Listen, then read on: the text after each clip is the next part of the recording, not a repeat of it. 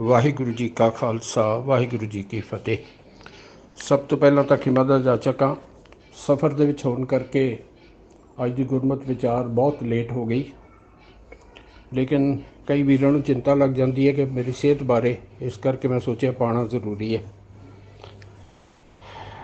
ਮੈਂ ਪਿਛਲੇ 10 ਦਿਨਾਂ ਤੋਂ ਆਪ ਜੀ ਦੇ ਨਾਲ ਅਹੰਕਾਰ ਜਾਂ ਹਉਮੈ ਵਿਸ਼ੇ ਦੀ ਵਿਚਾਰ ਸਾਂਝੀ ਕਰ ਰਿਹਾ, ਜਿਹਦੇ ਵਿੱਚ ਅੱਜ ਇੱਕ ਹੋਰ ਬੜਾ ਮਹੱਤਵਪੂਰਨ ਭਾਗ ਆਪਾਂ ਵਿਚਾਰਾਂਗੇ, ਸਮਝਾਂਗੇ ਕਿ ਕੀ ਅਹੰਕਾਰੀ ਵਿਅਕਤੀ ਦੀ ਅਕਾਲ ਪੁਰਖ ਦੇ ਨਾਮ ਨਾਲ ਸਾਂਝ ਪੈ ਸਕਦੀ ਹੈ। ਇਹ ਗੱਲ ਜਿਹੜੀ ਹੈ, ਇਹਦੇ ਵਿੱਚ 3 ਚੀਜ਼ਾਂ ਕਵਰ ਹੋ ਜਾਣਗੀਆਂ। ਪਹਿਲੀ ਗੱਲ ਤਾਂ ਇਹ ਕਿ ਕੀ ਅਕਾਲ ਪੁਰਖ ਦੇ ਦਰ 'ਤੇ ਪ੍ਰਵਾਨ ਹੋ ਸਕਦਾ ਹੈ। ਨਾਮ ਨਾਲ ਸਾਂਝ ਪੈਣ ਦਾ ਮਤਲਬ ਹੀ ਹੈ। ਦੂਸਰੀ ਗੱਲ ਕਿ ਅਕਾਲ ਪੁਰਖ ਦੇ ਨਾਲ ਉਹਦੀ ਸਾਂਝ ਪੈ ਸਕਦੀ ਹੈ। ਇਹ ਤਾਂ ਮੈਂ ਆਪ ਹੀ ਸਵਾਲ ਕਰਕੇ ਆਪ ਹੀ ਜਵਾਬ ਦੇ ਰਿਹਾ ਕਿ ਬੇਲੋੜਾ ਸਵਾਲ ਹੈ। ਨਾਮ ਅਕਾਲ ਪੁਰਖ ਦੀ ਪਹਿਚਾਣ ਹੈ। ਅਕਾਲ ਪੁਰਖ ਅਤੇ ਨਾਮ ਇੱਕੋ ਹੀ ਨੇ, ਦੋਨਾਂ ਵਿੱਚ ਭੇਦ ਕੋਈ ਨਹੀਂ। ਜਿਸ ਵੇਲੇ ਸਤਿਗੁਰੂ ਨੇ ਫੈਸਲਾ ਕਰਤਾ ਜੇਤਾ ਕੀਤਾ ਤੇਤਾ ਨਾਉ, ਇਹ ਸਭ ਉਸ ਅਕਾਲ ਪੁਰਖ ਦਾ ਬਣਾਇਆ ਹੋਇਆ, ਅਤੇ ਫਿਰ ਇਹ ਸਾਰਾ ਨਾਮ ਹੀ ਹੈ ਜਿਹੜਾ ਵਰਤ ਰਿਹਾ। ਚਲੋ ਮੈਂ ਆਪਣੇ ਵਿਸ਼ੇ 'ਤੇ ਆਵਾਂ। ਅੱਜ ਦੇ ਵਿਸ਼ੇ 'ਤੇ ਸਭ ਤੋਂ ਪਹਿਲਾ ਪ੍ਰਮਾਣ ਜੋ ਮੈਂ ਆਪ ਜੀ ਨਾਲ ਸਾਂਝਾ ਕਰਨ ਲੱਗਾ, ਗੁਰੂ ਨਾਨਕ ਸਾਹਿਬ ਜੀ ਦਾ ਉਚਾਰਨ ਕੀਤਾ ਹੋਇਆ, ਜਿੱਥੇ ਮੇਰੇ ਸਤਿਗੁਰੂ ਜੀ ਬਖਸ਼ਿਸ਼ ਕਰਦੇ ਸਮਝਾਉਂਦੇ ਨੇ, ਵਾਦ ਅਹੰਕਾਰ ਨਾਹੀ ਪ੍ਰਭ ਮੇਲਾ, ਮਨ ਦੇ ਪਾਵੈ ਨਾਮ ਸੁਹੇਲਾ, ਦੂਜੈ ਪਾਏ ਅਗਿਆਨ ਦੁਹੇਲਾ।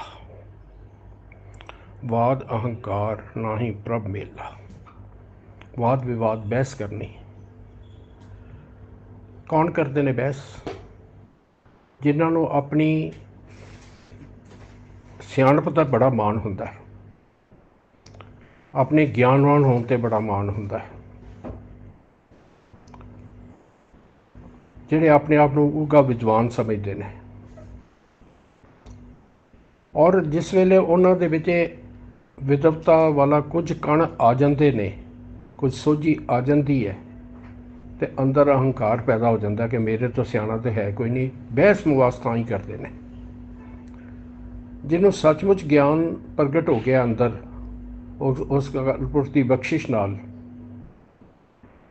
ਉਹ ਕਿਸੇ ਨੂੰ ਨੀਵਾਂ ਵਿਖਾਉਣ ਵਾਸਤੇ ਬਹਿਸ ਨਹੀਂ ਕਰਦਾ, ਕਿਸੇ ਨੂੰ ਹਰਾਉਣ ਵਾਸਤੇ, ਜਿੱਤਣ ਵਾਸਤੇ ਬਹਿਸ ਨਹੀਂ ਕਰਦਾ।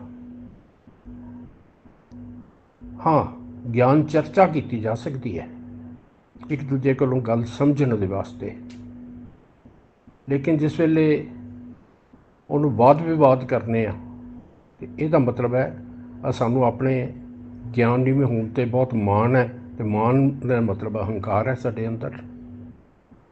ਅਤੇ ਇੱਥੇ ਸਤਿਗੁਰੂ ਨੇ ਫੈਸਲਾ ਕਰ ਦਿੱਤਾ, ਵਾਦ ਅਹੰਕਾਰ ਨਾਹੀ ਪ੍ਰਭ ਮੇਲਾ। ਜੇ ਵਾਦ ਵਿਵਾਦ ਕਰਨ ਵਾਲਾ ਬੰਦਾ ਹੈ, ਆਪਣੇ ਆਪ ਨੂੰ ਗਿਆਨੀ ਸਮਝਣ ਵਾਲਾ ਹੈ, ਅਤੇ ਇਸ ਗੱਲ ਦਾ ਮਾਣ ਕਰਦਾ, ਤਾਂ ਉਹਦਾ ਅਕਾਲ ਪੁਰਖ ਨਾਲ ਮੇਲ ਨਹੀਂ ਹੋ ਸਕਦਾ। ਅੱਜ ਉਹ ਸਾਡਾ ਅੱਜ ਦਾ ਵਿਸ਼ਾ ਹੈ। ਸਤਿਗੁਰੂ ਜੀ ਕਿਵੇਂ ਹੋਏਗਾ ਉਸ ਅਕਾਲ ਪੁਰਖ ਨਾਲ ਮਿਲਾਪ? ਉਸ ਅਕਾਲ ਪੁਰਖ ਦਾ ਪਵਿੱਤਰ ਨਾਮ ਸਾਡੇ ਹਿਰਦੇ 'ਚ ਕਿਵੇਂ ਵਸੇਗਾ? ਮਨ ਦੇ ਪਾਵੈ ਨਾਮ ਸੁਹੇਲਾ। ਜੇ ਆਪਣਾ ਮਨ ਅਕਾਲ ਪੁਰਖ ਦੇ ਹਵਾਲੇ ਕਰ ਦੇਵੇਗਾ, ਤਾਂ ਉਹਦਾ ਸੁੰਦਰ ਨਾਮ ਜਿਹੜਾ ਤੇਰੇ ਹਿਰਦੇ 'ਚ ਵਸ ਜਾਏਗਾ। ਮਨ ਦੇ ਪਾਵੈ ਨਾਮ ਸੁਹੇਲਾ। ਅਤੇ ਜਿਹੜਾ ਤੂੰ ਸਮਝਦਾ ਆਪਣੇ ਆਪ ਨੂੰ ਕਿ ਮੈਂ ਬੜਾ ਵਿਦਵਾਨ ਹੋ ਗਿਆ, ਦੂਜਿਆਂ ਨਾਲ ਬਹਿਸ ਭਰੋਸਾ ਕਰ ਰਿਹਾ, ਇਹਦਾ ਮਤਲਬ ਤੈਨੂੰ ਅਕਾਲ ਪੁਰਖ 'ਤੇ ਵਿਸ਼ਵਾਸ ਨਹੀਂ। ਤੈਨੂੰ ਇਹ ਵਿਸ਼ਵਾਸ ਨਹੀਂ ਕਿ ਜੋ ਕੁਝ ਤੈਨੂੰ ਪ੍ਰਾਪਤ ਹੋਇਆ ਅਕਾਲ ਪੁਰਖ ਦੀ ਬਖਸ਼ਿਸ਼ ਨਾਲ ਪ੍ਰਾਪਤ ਹੋਇਆ। ਤੇਰੇ ਅੰਦਰ ਦੂਜਾ ਭਾਵ ਹੈ, ਅਕਾਲ ਪੁਰਖ ਤੋਂ ਇਲਾਵਾ ਮਾਇਆ ਦਾ ਕੋਈ ਰੂਪ ਤੇਰੇ ਅੰਦਰ ਪ੍ਰਭਾਵਸ਼ਾਲੀ ਹੈ, ਅਤੇ ਦੂਜੇ ਪਾਏ ਅਗਿਆਨ ਦੁਹੇਲਾ। ਫਿਰ ਦੁਬਦਾ ਵਿੱਚ ਜੀਵਨ ਰਹੇਗਾ, ਫਿਰ ਜੀਵਨ ਸਕਾਰਥਾ ਨਹੀਂ ਹੋ ਸਕਦਾ। ਸਤਿਗੁਰੂ ਨੇ ਪਹਿਲੀ ਪੰਕਤੀ 'ਚ ਨਿਰਣਾ ਕਰ ਦਿੱਤਾ, ਵਾਦ ਅਹੰਕਾਰ ਨਾਹੀ ਪ੍ਰਭ ਮੇਲਾ। ਅੱਜ ਦਾ ਦੂਸਰਾ ਪ੍ਰਮਾਣ ਗੁਰੂ ਅਰਜਨ ਸਾਹਿਬ ਦਾ ਉਚਾਰਨ ਕੀਤਾ ਹੋਇਆ ਹੈ, ਜਿੱਥੇ ਪੰਜਵੇਂ ਨਾਨਕ ਬਖਸ਼ਿਸ਼ ਕਰਦੇ ਸਾਨੂੰ ਸਮਝਾਉਂਦੇ ਨੇ, ਰਾਮ ਨਾਮ ਗੁਣ ਗਾਏ ਪੰਡਿਤ, ਕਰਮ ਕਾਂਡ ਅਹੰਕਾਰ ਨ ਕਾਜੈ, ਕੁਸਲ ਸੇਤੀ ਕਰ ਜਾਹੇ ਪੰਡਿਤ। ਰਾਮ ਨਾਮ ਗੁਣ ਗਾਏ ਪੰਡਿਤ। ਪੰਡਿਤ ਪੰਡਤ ਲਫ਼ਜ਼ ਬ੍ਰਾਹਮਣ ਵਾਸਤੇ ਵੀ ਵਰਤਿਆ ਜਾਂਦਾ ਹੈ, ਲੇਕਿਨ ਹਰ ਬ੍ਰਾਹਮਣ ਵਾਸਤੇ ਨਹੀਂ ਵਰਤਿਆ ਜਾਂਦਾ। ਜਿਹੜਾ ਬ੍ਰਾਹਮਣ ਗਿਆਨਵਾਨ ਹੈ ਉਹਦੇ ਵਾਸਤੇ ਪੰਡਤ ਲਫ਼ਜ਼ ਵਰਤਿਆ ਜਾਂਦਾ ਹੈ, ਭਾਵ ਗਿਆਨਵਾਨ ਬ੍ਰਾਹਮਣ। ਔਰ ਸਤਿਗੁਰ ਕਹਿੰਦੇ ਕਰਮ ਕਾਂਡ ਹੰਕਾਰ ਨਾ ਕਾਜੈ। ਬ੍ਰਾਹਮਣ ਦਾ ਕੰਮ ਹੈ ਕਰਮ ਕਾਂਡ ਕਰਨਾ, ਕਰਮ ਕਾਂਡ ਕਰਾਉਣਾ, ਇਹਨੂੰ ਉਹ ਧਰਮ ਸਮਝਦਾ ਹੈ।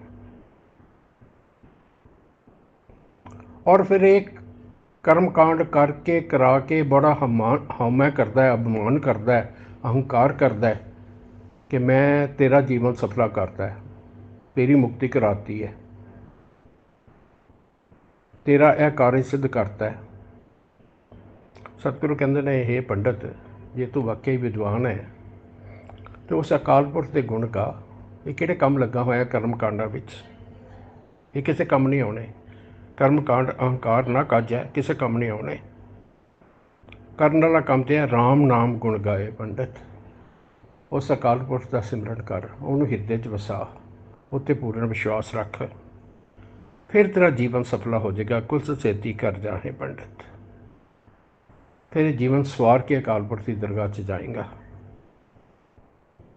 ਤੇ ਜੇ ਹੰਕਾਰ ਦੇ ਵਿੱਚ ਹੀ ਫਿਰਦਾ ਤੇ ਕਰਮ ਕਾਂਡ ਹੀ ਕਰਾਈ ਜਾ ਰਿਹਾ ਜਾਂ ਕਰੀ ਜਾ ਰਿਹਾ ਤੇ ਆਪਣਾ ਜੀਵਨ ਅਜਾਈ ਗਵਾ ਰਿਹਾ। ਜਿਹੜਾ ਅਸਲੀ ਕਰਨ ਵਾਲਾ ਕੰਮ ਸੀ ਉਸ ਅਕਾਲ ਪੁਰਖ ਦੇ ਗੁਣ ਗਾਣੇ, ਉਹ ਤੇਰੇ ਭਾਗਾਂ 'ਚ ਆਏ ਨਹੀਂ, ਤੇਰੇ ਕਰਮਾਂ 'ਚ ਆਏ ਨਹੀਂ। ਅੱਜ ਦਾ ਤੀਸਰਾ ਪ੍ਰਮਾਣ ਗੁਰੂ ਅਮਰਦਾਸ ਪਾਤਸ਼ਾਹ ਦਾ ਉਚਾਰਨ ਕੀਤਾ ਹੋਇਆ, ਜਿੱਥੇ ਤੀਜੇ ਨਾਨਕ ਬਖਸ਼ਿਸ਼ ਕਰਦੇ ਸਾਨੂੰ ਸਮਝਾਉਂਦੇ ਨੇ, ਹਰ ਜਿਉ ਅਹੰਕਾਰ ਨਾ ਪਾਵਈ ਵੇਦ ਕੂਕ ਸੁਨਾਵੈ, ਅਹੰਕਾਰ ਮੂਏ ਸੇ ਵਿਗਤੀ ਗਏ ਮਰ ਜਨਮੈ ਫਿਰ ਆਵੈ।